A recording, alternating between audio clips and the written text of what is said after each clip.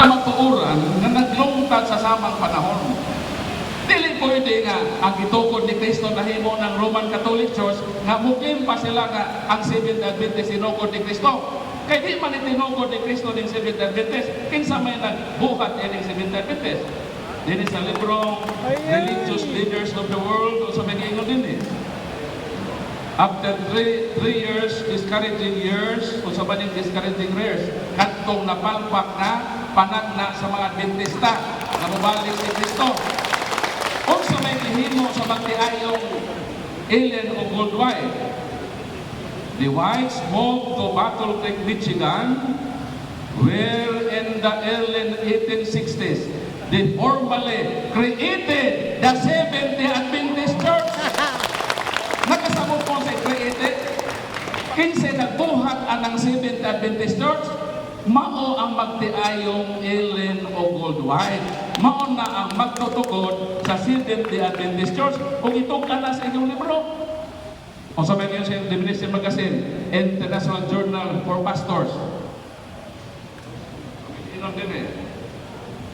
Dinhi sa pahina 27, Ellen White was leader of leaders. Naro may pastor na ikon na dili man na leader na si Ellen White, member man na.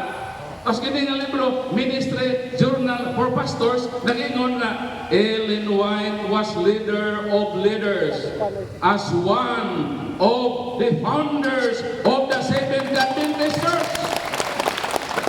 Si Ellen White ang nag-create ang Seventh Adventist Church, sila ang magtiayong White. Yun sa pag-create, sila ang nagtukod ang napundok. Dayon maingon siya, nagbaka sa Birulan, Jesus was Seventh Adventist Church.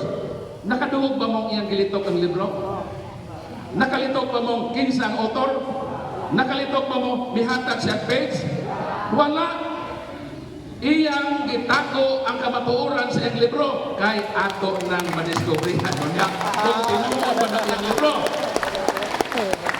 Si Ellen White, sila ang nagtukod sa Seventh Adventist Church. Mato din sa inyong basahon, sa napakusog, gipatik sa Review and Herald o dunay PPH sa pahina 16, usa sa mga gihigugma sa mga tao sulod sa 150 ka mga tuig sa kasaysayan sa Iglesia Adventista, mao ang isig ka magtutukod ni ini si Ellen White.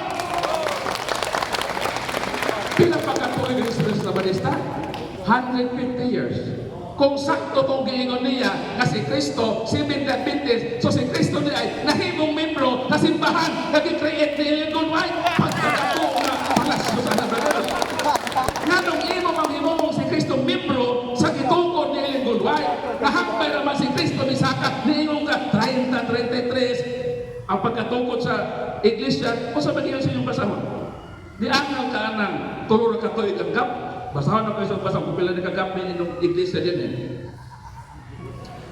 Libro nga mga gasa na tagna, diha sa kasaysayan, o sa Adventista, inyo ning libro ha?